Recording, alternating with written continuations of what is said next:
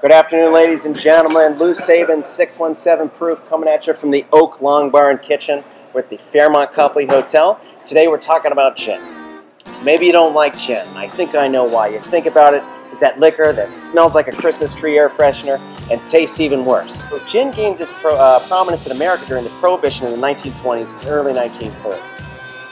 People needed to get drunk. Let's just put it that way. It doesn't matter if you make something illegal. People need to get drunk. They need to get drunk so bad that they're willing to make it in their basements, in bathtubs. That's where you get the word bathtub gin. But the problem with it, it was so bad, so vile, and so dangerous that it could actually blind you and maybe even kill you.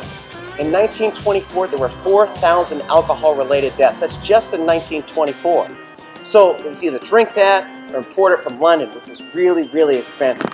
And that's how gin, at the time, became the tipple of the upper class. Alright guys, so maybe you're tired of hearing my stupid mouth talk about gin for a while. Well, we've got a really cool guest for you coming in today. He happens to know a lot about gin.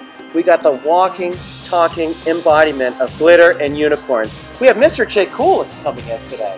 Oh, hey Lou. How you doing, Jay? Good to see you. Fantastic. What's going on? Not much, just hanging out. Nice. So I think it's pretty important in this show that I'm doing everything that I can to make myself seem as short as possible.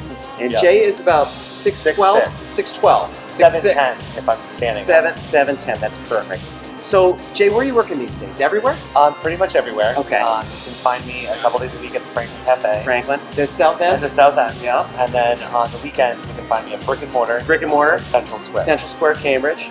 I've heard that, you know, there might have been a point in your life where you took some gin and maybe it didn't go so well. Well, you know, high school was a rough time. For gin and me. For everybody. But I think everybody. Yeah. But maybe you can lay a story on us about well, how you had a good time with gin. Good time with gin. A couple years ago, for the holidays, a group of friends, we went out and had a wonderful nap time. Drinking gin. Drinking gin. Consuming lots of martinis. Yeah. And I happened to meet a wonderful woman at this bar. With this bar? With this bar. Oh my God. She was my bartender. Oh my God. I hear that's good. This very pleasant woman, Barbara, who happened to be staying in the hotel with her wife. She was a delight. She's an absolute sweetheart. Yeah. Wonderful Christmas sweater. And we decided to change outfits in the middle of the bar. So you took a woman's shirt off. She took my shirt off first. Well, I guess that makes it fair. All right. So sorry to even question you. Yeah. So you took each other's shirts off? We changed each other's shirts. In a public space? Yes. How many people would you guess? I would say there was probably about maybe 40 people here. As one does. But you know what? That's a great story. I'm glad I was here to witness it. Yes. But we don't let that bother us, right? We're still drinking gin to this day. To this day. And Jay's here to help you drink some gin. Okay, Let's you ready to make some gin? Yes. All right.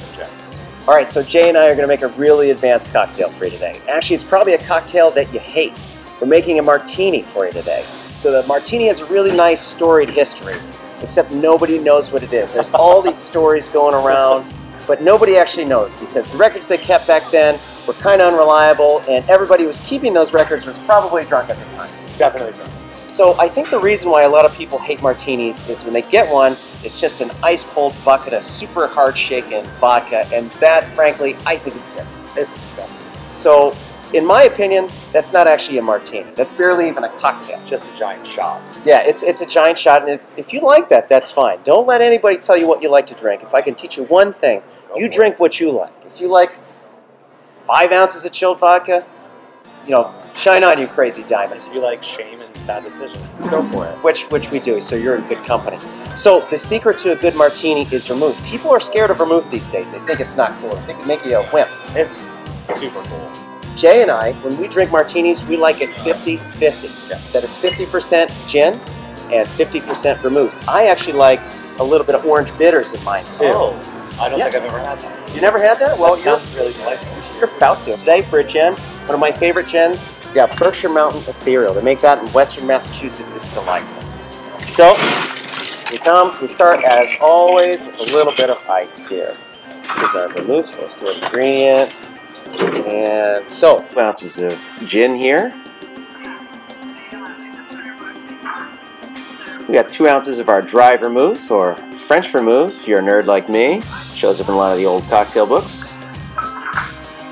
And 2 dashes orange bitters to finish it off there.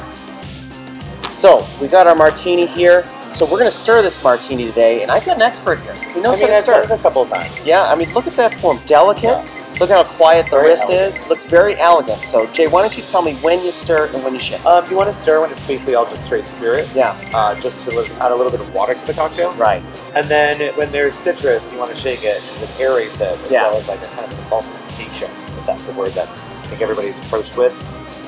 Really gets it frothy and delicious. It really helps incorporate the citrus into the cocktail. And I like a stirred cocktail when it's straight spirits because it maintains this nice velvety texture. So, we're going to pour that into our coupe glass here. Jay, you Oliver or twist guy? I like twist. If I wanted a snack, I'd order a snack. My man, my man. So we got a lemon twist here. Oh, that's beautiful. Okay. Look at this, guys. You've got a martini. And you think you hate this. You're wrong. You're going to try it? You're going to love it. Yeah. All right, guys. Thank you very much for watching today. They're gin experts now, Jay. I would say so. We made martinis. He made one. We did a great job. We did it together. It's teamwork. Proud of ourselves. So thank you very much for watching. Make sure you like us on YouTube. You leave a comment saying, you know, is this the real show or are they going to bring on a host with actual talent? Hopefully someday. Yeah, we'll take some resumes. Yeah. So yeah, that's a lot of fun. Lou Saban, thank you very much. Jay Thank Poole coming in today. Thank you so much. What was it, 500? No. 7. Okay. Thank you. Thanks so much. There's some more of that. You can probably tell some more. No, you've earned it. Oh, Thank you so much. So much. 617 proof, Lou Saban, Jay Poole. Now you get out of my bar.